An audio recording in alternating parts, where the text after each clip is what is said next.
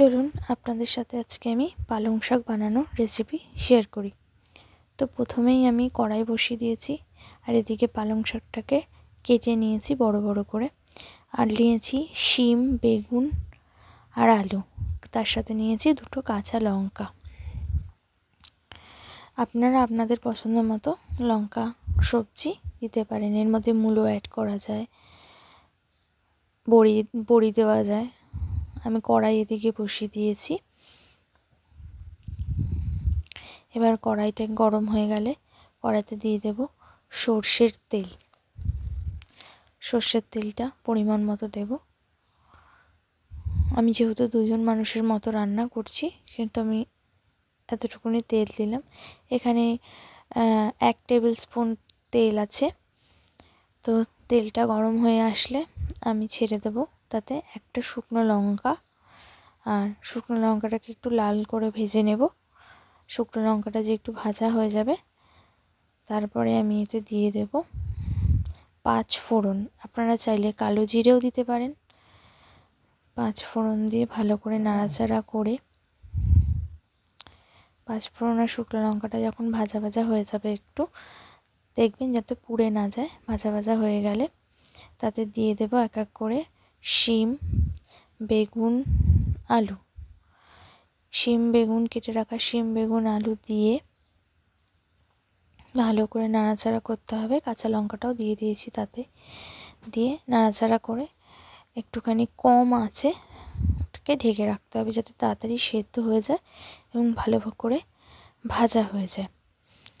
ঢাকনাটা সরিয়ে খানিকক্ষণ বাদে আমি দেখছি কতটা ভাজা হয়েছে। তো আরেকটু হবে। এবার আমি এতে এক এক করে দিয়ে দেবো নুন পরিমাণ মতো, হলুদ পরিমাণ মতো,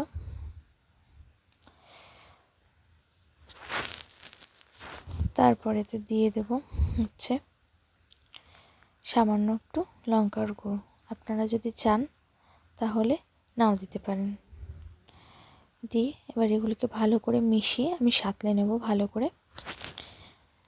করে সাঁতলে নেব। নেওয়ার পর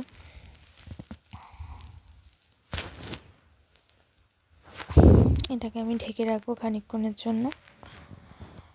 খানিকক্ষণ পর ঢাকনা খুলে ভালো করে নাড়াচাড়া দিয়ে একটু ভাজা ভাজা করে নিয়ে, মশলাটার থেকে তেল ছেড়ে এসছে দেখুন, ভালো করে ভাজা ভাজা করে নিই। এবার এতে দিয়ে দেবো আমাদের কেটে ধুয়ে জল ঝরিয়ে রাখা শাকটা দিয়ে ভালো করে নাড়াচাড়া করে নেব, সবজির সাথে মিশিয়ে নেব ভালো করে নাড়াচাড়া করে। নাড়াচাড়া করে সবজির সাথে মেশানো হয়ে গেলে এইবার গ্যাসের আঁচটাকে কমিয়ে ঢেকে দেব। খানিকক্ষণ পর ঢাকনা খুলে দেখুন জল একদম সবজি সব ভালো করে গলে গেছে, জলও কমে এসছে, মাখা মাখা হয়ে গেছে বেশ শাকটা। এবার এতে আমি দিয়ে দিয়েছি চিনি। এবার আলুগুলোকে ভালো করে দেখছি হয়ে গেছে নাকি। এবার এতে তো শিমগুলো ভালো করে গলে গেছে দেখুন।